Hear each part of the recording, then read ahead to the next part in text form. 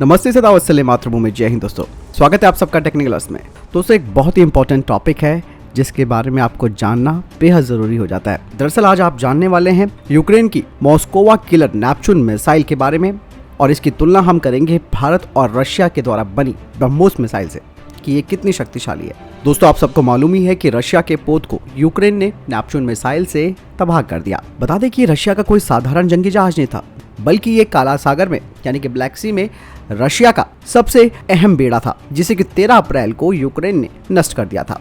हालांकि यूक्रेन ने भी ये काम तब किया जब मॉस्कोवा अपने बंदरगाह पर वापस जा रहा था, जिस दौरान यह अटैक उसके ऊपर हुआ और ये डूब गया और पूरी दुनिया में वाहवाही होने लग गई यूक्रेन की। दोस्तों जैसे कि मैंने अभी आपको बताया कि रशिया का मॉस्कोवा कोई साधारण जंगी जहाज नहीं था। इस जंगी जहाज पर 16 supersonic antiship missile SSN-12 stand box भी लगाई गई थी। ये एक बड़ा जहाज था जिसका वजन लगभग 11,500 टन था और इसे डुबाने के लिए यूक्रेन ने बड़ी चालाकी के साथ इसे टारगेट किया अपनी एंटीशिप नेपच्यून मिसाइल से, जिसके बाद रशिया का ये जहाज डूब गया। दोस्तों यहाँ पे मैं आपको बताना चाहूंगा कि शायद इस बारे में रशिया की नौसेना के जहाज को कुछ मालूम ना होगी कि उसके ऊपर यूक्रेन इस तरीके का भी हमला कर सकता है, क्योंकि ये अपना बंदरगाह पर वापस लौट रहा था। अगर उस दौरान रशिया की नौसेना को ये बात मालूम होती कि यूक्रेन किसी भी तरीके के मिसाइल का हमला कर सकता है तो तुरंत रशिया का ये सबसे प्रमुख नौसेना जहाज उसके पर खच्चे उड़ा देता। लेकिन आप ये समझ सकते हैं कि पीछे से वार किया गया है। बहरहाल हम बात कर रहे हैं नेपच्यून क्रूज मिसाइल की। दोस्तों इसे लूज डिजाइन ब्यूरो ने बनाया है। इसका नाम है R360 नेपच्यून, जो कि एक यूक्रेनी एंटीशिप क्रूज मिसाइल है। हालांकि नेपच्यून एंटीशिप मिसाइल को भी सोवियत KS-35 एंटीशिप मिसाइल के आधार पर ही तैयार किया गया है। बस नेपच्यून में ये खासियत है कि इसकी लंबी दूरी और बेहतर इलेक्ट्रॉनिक्स।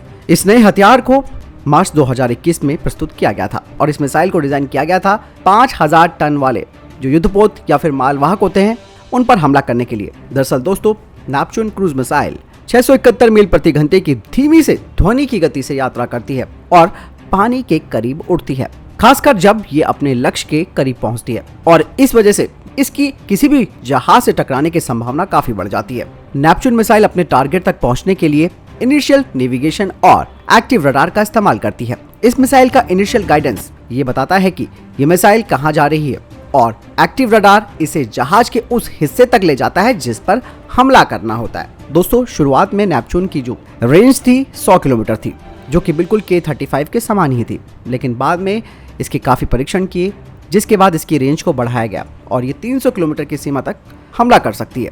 नेपच्यून का डायमीटर 16 इंच का है और इसका वजन करीबन 870 किलोग्राम से अधिक है। दोस्तों जब रशिया के जंगी जहाज को डुबो दिया गया यूक्रेन के द्वारा, उसके बाद अंतर्राष्ट्रीय बाजार में इस बात की चर्चा होने लग गई कि क्या नेपच्यून ब्रह्मोस मिसाइल से बेहतर हो सकती है, क्योंकि भारत ने भी हाल ही में 2 ब्रह्मोस मिसाइल का परीक्षण किया था, जिसके बाद और ज्यादा चर्चाओं का बाजार गर्म हो गया। भारत ने ब्रह्मोस मिसाइल के जो 2 परीक्षण किए थे वो अपनी नौसेना और अपने वायुसेना के जरिए किए थे, जो कि सफल रहे। और इस टेस्ट के दौरान भारतीय वायुसेना ने अपने सुखोई 30 MKI का इस्तेमाल करते हुए सटीकता के साथ एक डिकमीशन युद्धपोत को मार गिराया।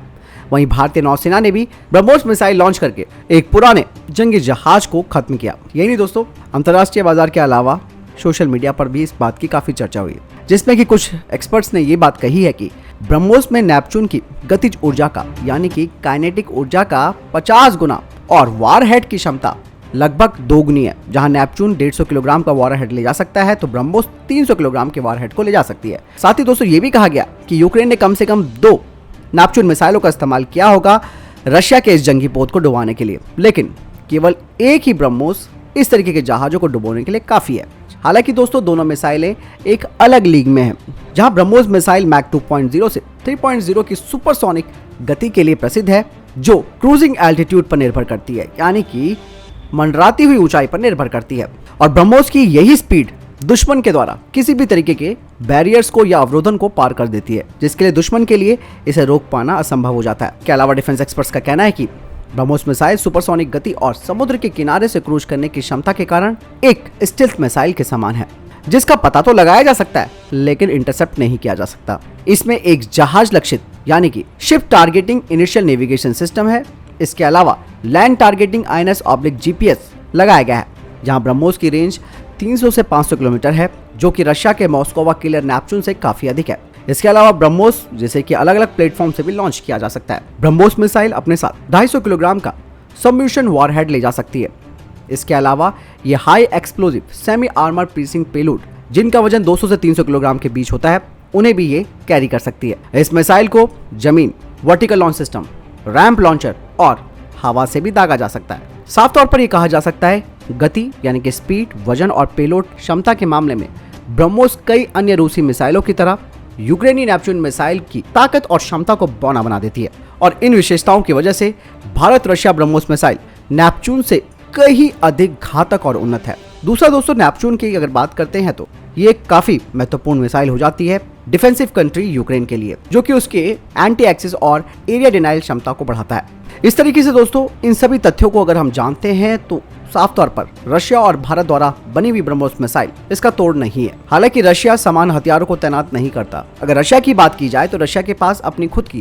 एंटी शिप मिसाइलें हैं, लेकिन उसके पास जमीन या फिर हवा से लॉन्च किए गए संस्करण नहीं है जो कि भारत के पास है।